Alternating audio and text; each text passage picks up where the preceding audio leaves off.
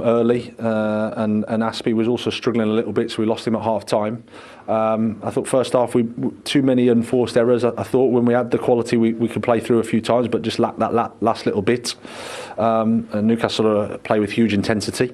They're in a really good moment and very confident, and I think you could see the difference between the two teams in terms of the schedules that both of us have had in terms of running power and intensity. So that was a challenge for us.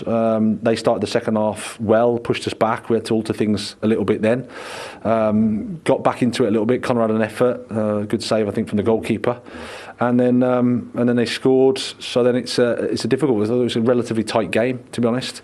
But Newcastle put you under pressure. They play with, like I said, a high intensity, and they're in a good moment. So it was a tough match.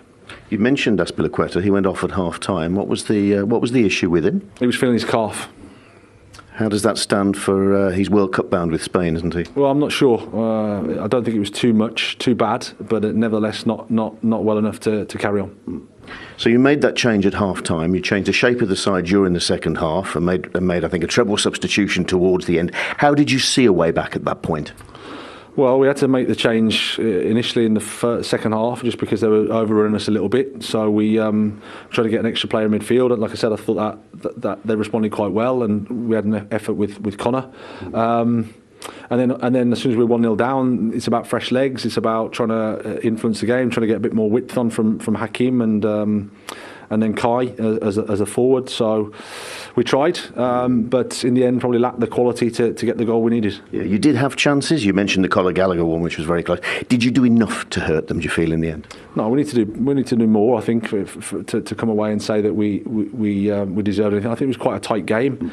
Not so many chances, two teams going at it, and like I said, Newcastle, credit to them, they're in a good moment. Eddie's done brilliant there, and you can see the intensity they're playing. It's a tough place to come, but it's not nice for us. We're in a bad moment, and we have to lick our wounds. We use the break to recharge and to regroup and go again. An opportunity for you and the players who remain to take stock after a frenetic few weeks. Yeah, there won't be many of us, to be honest, because a lot of the guys go away.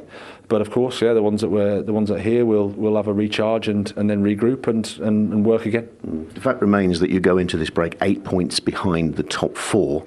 What are you seeing in the team at the moment that tells you you will come back stronger, that you'll hit the ground running? Well, I think, as I said, we've had an incredibly tough period, and there's been lots of positives in there, but a few negatives as well, and a lot of learning, and it's been an intense period. So sometimes you have to accept the struggles that you've had, and then move forward. Like I said, we'll use the time, we'll use the break. Everyone can go away with the national teams. The ones that are here can stay, and we can do a little bit of work.